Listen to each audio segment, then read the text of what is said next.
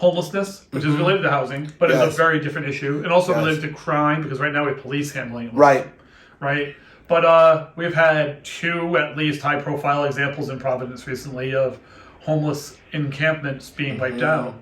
And homeless encampments are a double-edged sword. On the one side, you don't want to see people living in tents. Right. On the other side, living in tents together in a group gives them much more safety, much more looking out for each other. Right. Than happens when you're sleeping alone in a park somewhere on a bench and suddenly someone comes over and stabs you for no reason. Right. You know, what just happened? So. Yeah, I think, first, I think it's that it's immoral and, a humanitarian crisis when we are wiping out homelessness encampments. Yeah. We need to address the roots of the problem.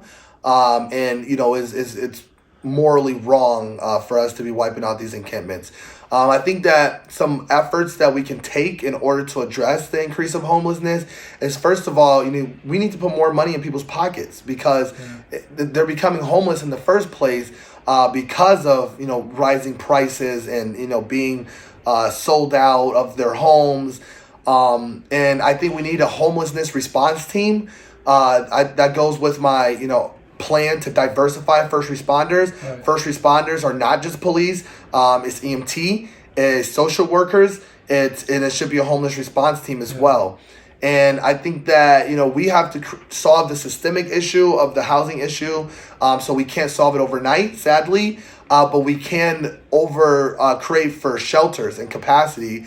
And, we can, start those efforts. And also, I know the mayor of Baltimore, what he ran on was taking vacant lots. We have tons of vacant lots that nobody uses. They become decrepit. And then all of a sudden they want to do something with it when there's a homelessness encampment, right? We can take vacant lots and make housing like the Eco Village plan, and give that to community organizations, give them the support to create those housing. A lot of times there's, pushback on not in my backyard, but again, I think that city councilors need to take it upon themselves to engage one-on-one with neighbors, create buy-in, and, convince folks and find the areas where there's sweet spots where people will allow stuff like that to happen. Because, a lot of times folks have concerns, but when you address their concerns, they're way more likely to change, and if I think that the problem is that we have to, spread it out, right? We can't put, we can't just keep building, areas that have all homeless people living in this area, right? We need people to be able to be integrated, right? We're really segregating our communities again.